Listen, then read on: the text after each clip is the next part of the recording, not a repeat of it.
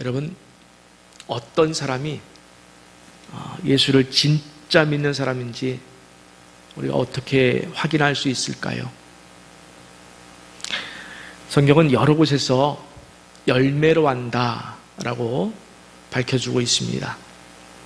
대표적으로 마태복음 7장 17절에서 20절 말씀 함께 보겠습니다. 이와 같이 좋은 나무마다 아름다운 열매를 맺고 못된 나무가 나쁜 열매를 맺나니 좋은 나무가 나쁜 열매를 맺을 수 없고 못된 나무가 아름다운 열매를 맺을 수 없느니라. 아름다운 열매를 맺지 아니하는 나무마다 찍혀 불에 던져지느니라. 이러므로 그들의 열매로 그들을 알리라. 아멘. 쉽게 말해서 어떤 나무에 사과가 열리면 그 나무는 사과나무이고 어떤 나무에 배가 열리면 그 나무는 배나무라고 합니다. 사과나무에는 절대로 배가 열릴 수 없기 때문입니다. 사람도 마찬가지입니다. 진짜 그리스도인은 입으로 증명하는 것이 아니라 삶의 열매로 증명하는 것입니다. 땅에 속한 열매를 맺으면 그 사람은 땅의 사람이에요. 그러나 하늘에 속한 열매를 맺는 사람은 하늘에 속한 사람입니다. 그래서 마태는 나무와 열매 이야기 직후에 이런 말씀으로 이어가고 있습니다. 나더러 주여 주여 하는 자마다 다 천국에 들어갈 것이 아니요 다만 하늘에 계신 내 아버지의 뜻대로 행하는 자라야 들어가리라 라고 했습니다. 그런 의미에서 여러분은 아버지 하나님 아버지의 뜻대로 행하시고 계십니까? 하루에도 수없이 자문하고 확인해야 될 문제입니다. 하나님의 뜻대로 행하는 자라야 들어간다고 했으니 나는 지금 하나님의 뜻대로 행하고 있는가? 자문하고 확인하고 고백해야 될 문제라고 생각합니다. 마태는 25장에서 세 가지 비유로 이 말씀을 또 해석해주고 있습니다. 열처녀 이야기, 또 달란트 비유, 그리고 세 번째로 양과 염소의 비유입니다. 그중 세 번째 양과 염소의 비유만 살펴보면은 예수께서 영광 가운데 재림하실 때 또는 우리가 죽어서 하나님 앞에 섰을 때에는 양과 염소가 구분되듯이 그렇게 우리가 구분된다는 이야기를 합니다. 목자가 아침에는 양과 염소를 함께 데리고 나가서 방목하여 기릅니다. 그리고 해가 져서 저물어 들어올 때는 양과 염소를 구분합니다. 그렇듯이 하나님께서 그 양과 같은 사람은 오른편에, 그 염소와 같은 사람은 왼편에 두리라 말씀을 하십니다. 하나님이 양으로 상징되는 오른편에 있는 사람들, 그 사람들을 향해서 천국 백성됨에 대해서 선포해 주시고 이렇게 말씀하십니다. 너희는 내가 줄일 때에 너희가 먹을 것을 주었고 목마를 때에 마시게 하였고 나그네 되었을 때에 영접하였고 헐벗었을 때에 옷을 입혔고 병들었을 때에 돌보았고 옥에 갇혔을 때에 와서 보았느니라. 이렇게 말씀해 주셨습니다. 또 하나님은 염소로 상징되는 왼편 사람들에게는 영원한 형벌을 선포하셨고 그리고 이렇게 말씀하십니다. 너희는 내가 줄일 때에 너희가 먹을 것을 주지 아니하였고 이와 생략하겠습니다. 너희는 내가 줄일 때에 먹을 것을 주지 아니하였다. 그런데 우리가 주의 깊게 살펴봐야 될 항목은 이런 선언을 들은 오른편 왼편 모든 사람들이 똑같은 투로 말하고 있다는 거예요. 오른편에 있는 사람들이 뭐라고 했습니까? 주여 우리가 어느 때에 주께서 줄이신 것을 보고 음식을 대접하였나이까? 모르는 거예요. 자기들이 주님에게 음식을 대접하였다는 사실을 기억하지 못하는 거예요.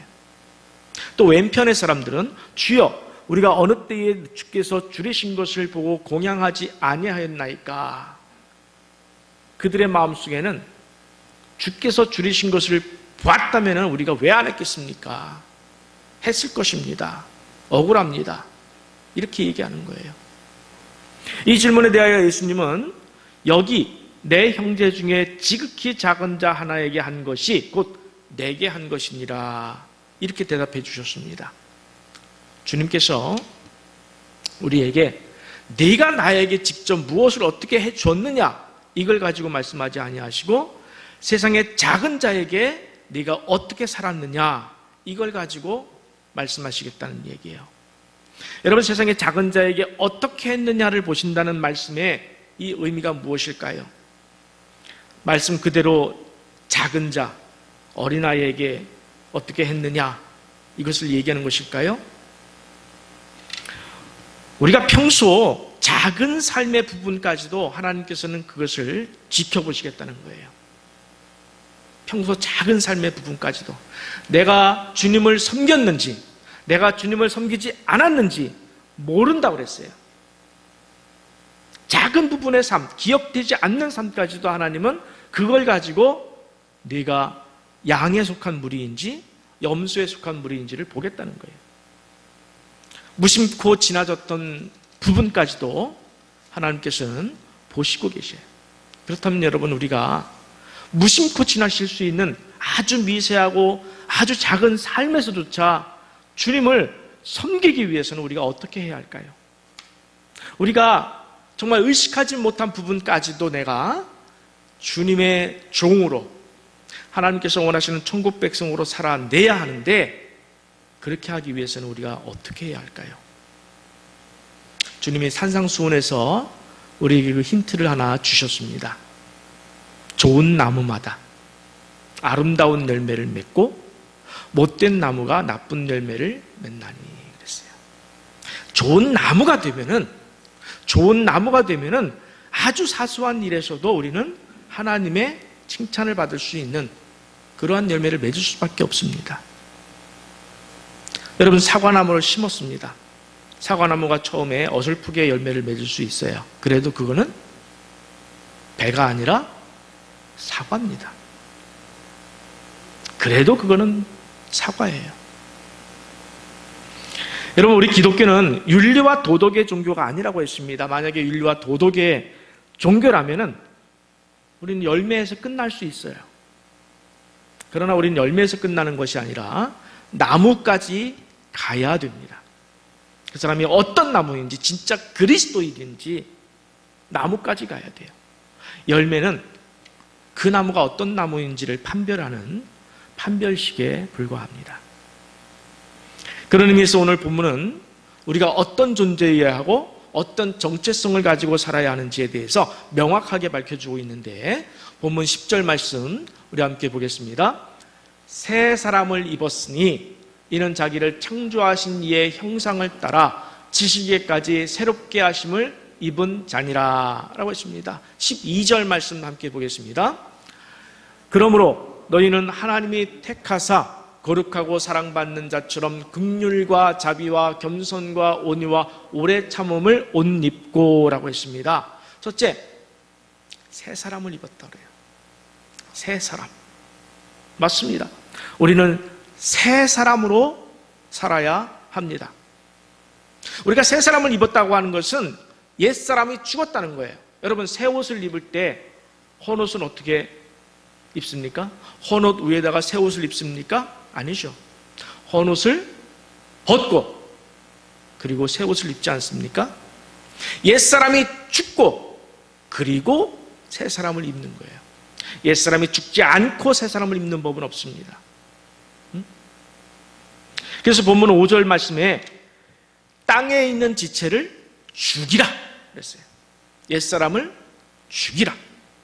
옛사람을 죽이라. 여러분, 땅의 것이 무엇입니까?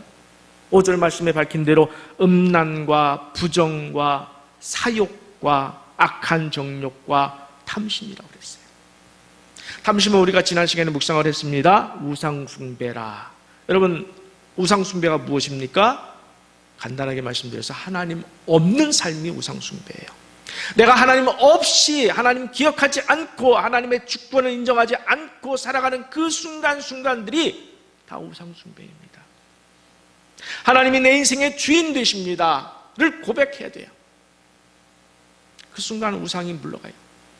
무엇이라도 우상이 될 수 있어요. 하물며 내 자신이 우상이 될 수 있어요. 내 자식이 우상 될 수 있고, 무엇이라도 우상될 수 있는 것은 하나님이 없으면 그것이 바로 우상 숭배입니다. 하나님 없는 삶은 나쁜 열매를 맺는 나쁜 나무이고 나쁜 사람입니다.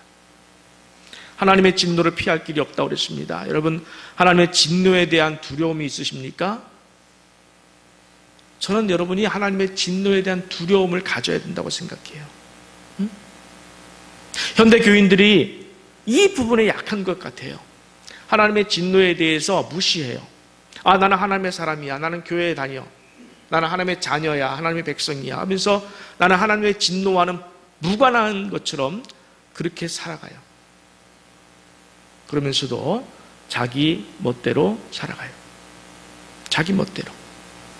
설마 소돔과 고모라가 멸망할 때 내렸던 그 불유황이 내게 내리랴. 나는 하나님의 사람인데 하는 아니란 생각 속에 우리가 넘어가고 있는 것은 아닙니까? 저는 아니라고 생각해요.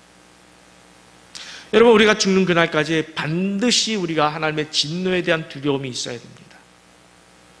성결과 거룩으로 살아가기 위해서는 정말 하나님에 대한 두려움이 끊이지 않아야 해요. 끊이지 않아야 해요. 그것이 마땅한 주님의 종이고 주님의 백성된 삶이라고 믿습니다. 바울은 계속해서 옛사람에 대해서 8절과 9절에서 이렇게 언급하고 있습니다. 이제는 너희가 이 모든 것을 벗어버리라. 곧 분함과 노여움과 악의와 비방과 너희 입에 부끄러운 말이라. 너희가 서로 거짓말을 하지 말라. 옛사람과 그 행위를 벗어버리고.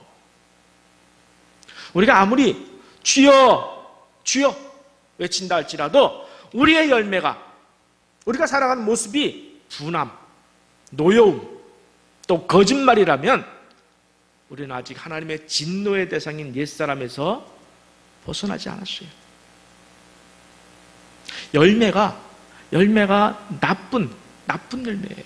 그러면 내가 나쁜 나무라는 거예요. 내가 나쁜 나무라는 거예요. 그래서 결국 바울이 우리의 신분, 정체성에 대해서 아주 명확하게 밝혀주고 있는데, 우리 그리스도인을 뭐라고 불렀습니까? 창조자의 형상이라고 불렀어요. 여러분, 창조자의 형상이란 이 단어가 가슴속에 와 닿습니까? 어떻게 와 닿습니까? 너무 과분하지 않습니까? 너무 과분해요. 너무너무 과분해요. 창조자의 형상. 누구의 형상입니까? 하나님의 형상. 하나님의 형상으로 우리를 불러주셨다고 그랬어요.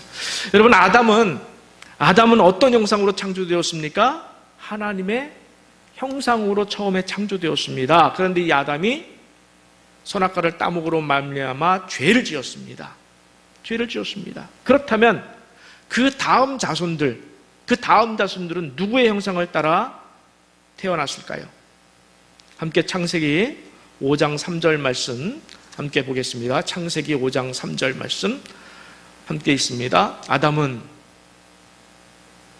130세에 자기의 모양 곧 자기의 형상과 같은 아들을 낳아 이름을 셋이라 하고. 누구의 형상과 모양이라고요? 자기의 형상과 같은 아들을 낳았다 그랬어요. 아담은 하나님의 형상과 모양으로 창조되었는데, 아담의 아들은 타락한 아담의 형상으로 출생했다는 거예요. 바뀌었어요. 그래서 우리 모든 인간은 아담의 원죄로 인해서 죽을 수밖에 없는 운명에 쌓여 있다는 거예요. 아담의 형상을 타고 태어났다는 거예요. 그래서 죽을 수밖에 없는 죄인이라는 거예요. 반면에 우리가 예수를 구주로 영접하는 순간 우리는 아담의 형상에서 벗어나고 새로운 사람, 새 옷, 창조자 하나님의 형상의 옷을 입게 된다는 사실입니다. 그래서 우리가 하나님을 믿고 찬양할 수 있는 거예요. 그래서 우리가 하나님께 기도할 수 있는 거예요. 그래서 우리가 하나님을 사랑할 수 있는 겁니다.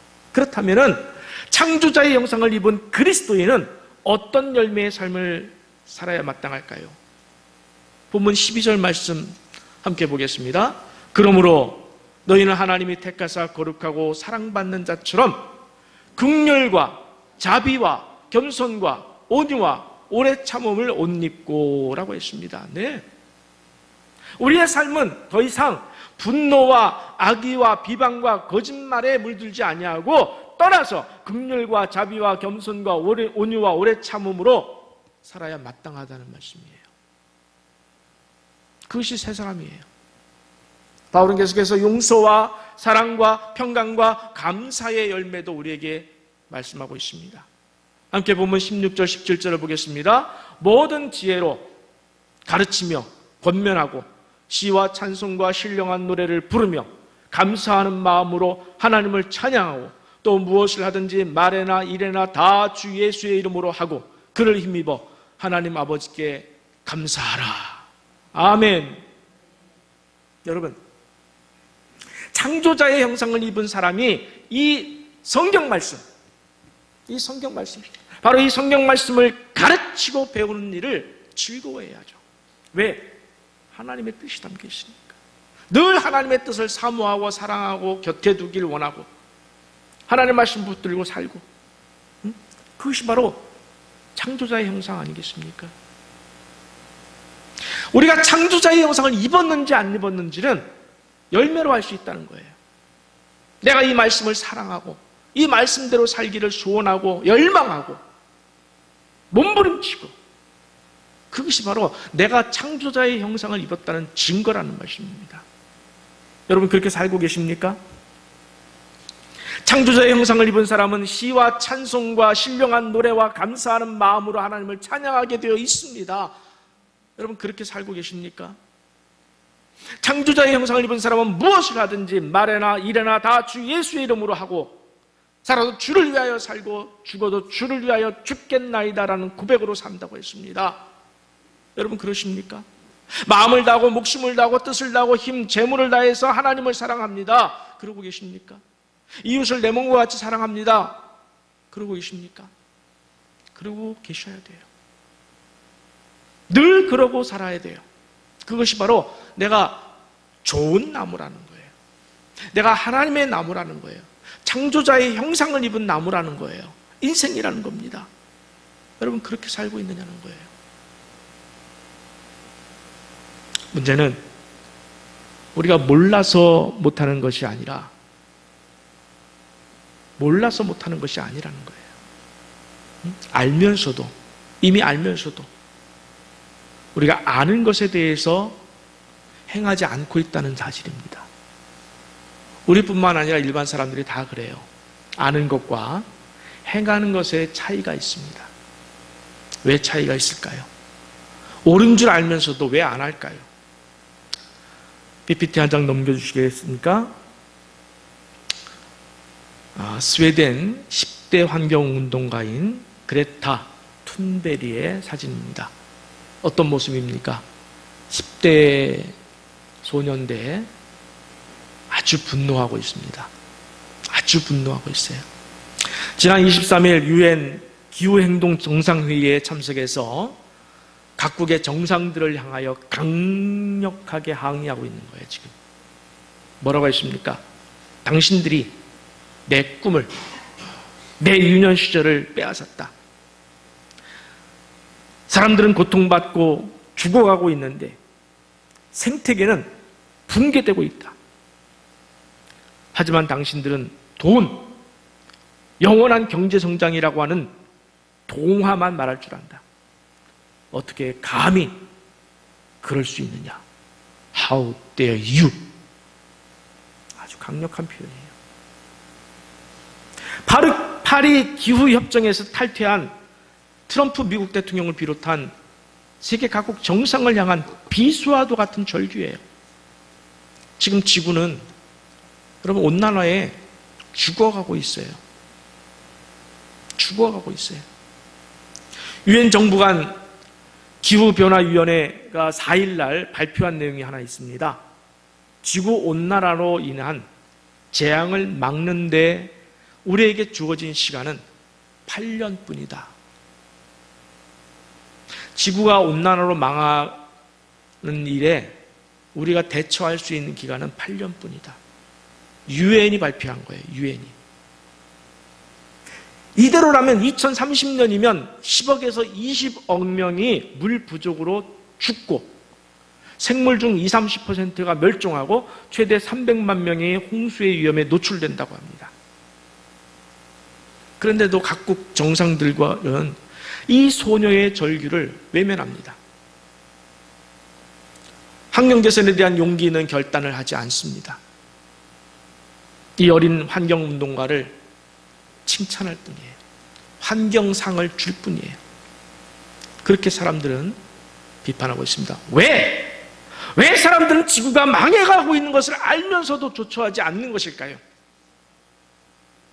왜 그럴까요? 지구가 망해가고 있고 썩어가고 있다는 것을 알면서도 그걸 말하면서도 왜 그것에 대해서 조처하지 않고 미국은 오히려 기후협약기구를 탈퇴한 것일까요? 지금 당장 그들 눈앞에 있는 돈, 권력, 그것 때문이에요.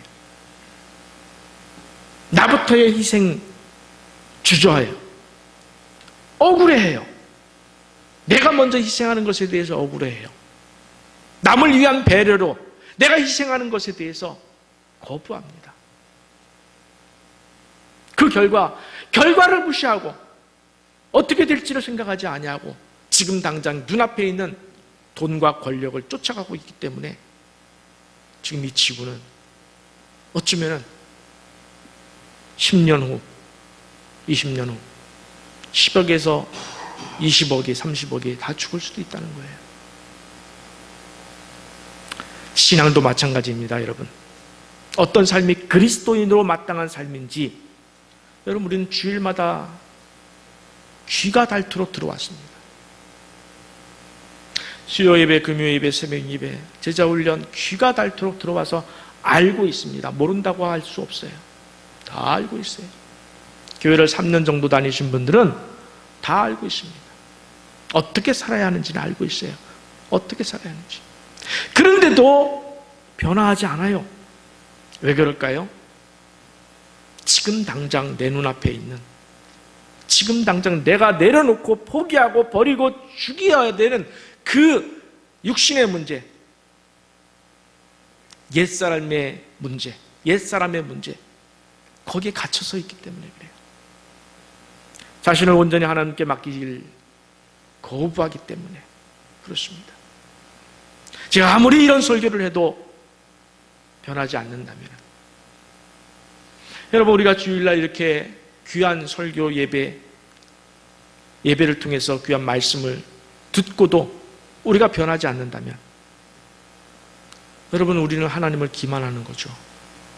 그렇잖아요. 이 시간 하나님께 예배하기 위해서 온 자리예요. 그분을 찬양하고 경배하기 위해서 온 자리고, 그분의 말씀을 듣기 위해서 온 자리에 왜 듣습니까? 왜 말씀을 듣습니까, 여러분? 그 삶대로 행하기 위해서 듣기 거죠. 아이들 학교에 왜 갑니까? 공부하기 위해서, 지식을 쌓기 위해서 가잖아요. 하나님에 대한 지식을 쌓기 위해서 가는 거예요. 오는 거예요. 하나님에 대한 지식을 쌓기 위해서 우리는 이 자리에서 설교를 듣는 겁니다. 그런데 지식을 쌓는 것으로 끝나는 것이 아니라는 거예요. 주님은 어떻게? 그 지식대로 살아라. 그런데 그 지식대로 사는 문제를 어떻게 살라? 본질적으로 사람이 변화해야 된다. 네 자신이 어떤 존재인지를 알아라. 어떤 존재입니까? 우리는 더 이상 아담의 형상을 입은 사람이 아니에요. 창조자의 형상을 입은 사람으로 살라. 그래서 내가 언제 내가 주께서 줄이신 것을 보고 공개하였나이까? 언제 내가 주께서 줄이신 것을 보고 공개하지 아니하였나이까? 알 수 없을 정도로, 왼손이 하는 것을 오른손이 모를 정도로 그렇게 삶 전체가 그냥 하나님 자녀다운 삶을 사는 거예요. 하나님 뜻대로 사는 거예요. 하나님 말씀대로 사는 거예요. 우리 남자분들, 내가 남자야 의식하고 사십니까? 우리 여자분들, 내가 여자야 의식하고 사십니까? 아니에요. 남자들은 남성 호르몬이 많이 나온 그 삶을 살아가요. 남자로서. 여자들은 여성 호르몬이 많이 나오는 그런 삶을 살아가요. 여자로서. 그렇게 우리는 그리스도인 호르몬이 많이 나오는 그리스도인으로 살아가야 진짜 하나님의 형상을 입은, 창조자의 형상을 입은 자의 삶이라는 겁니다. 내가 그렇게 살고 있느냐? 내가 그렇게 살고 있느냐? 내가 육신을 따라 살면은 하나님께서 내게 진노하신다고 하는 미래의 그 순간을 알면서도 지금 당장 눈앞에 있는 유익 때문에 내가 하나님의 말씀을 저버린다면 지구온난화의 재앙 앞에서 외면하는 정상들과 뭐가 다르겠냐는 거예요.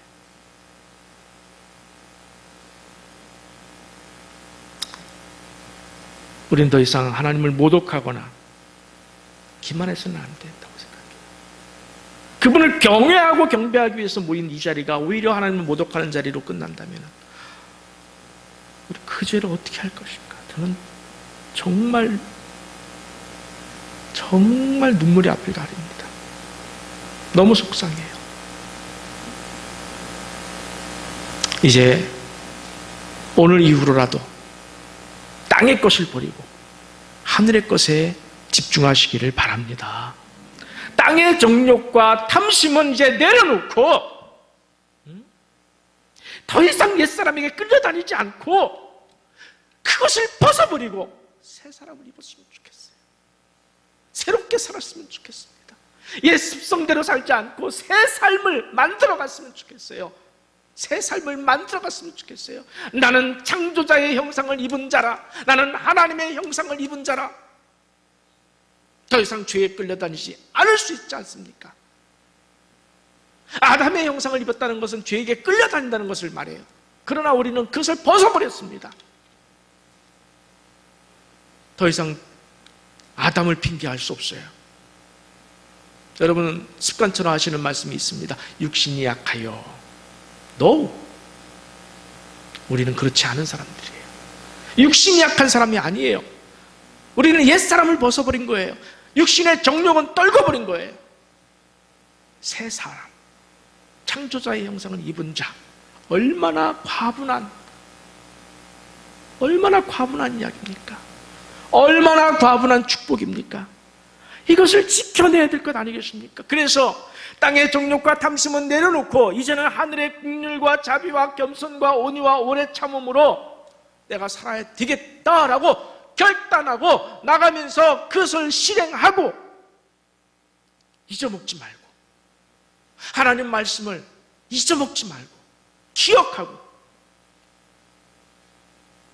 베드로가 베드로후서를 쓰면서 그렇게 말하고 있어요. 너희가 이것을 기억하게 하기 위해서 우리가 기억해야 돼요. 그리고 그대로 살아야 합니다. 그래야 내가 좋은 나무구나. 내가 천국 백성이구나. 내가 어떤 존재인지를 증명해낼 수 있는 겁니다.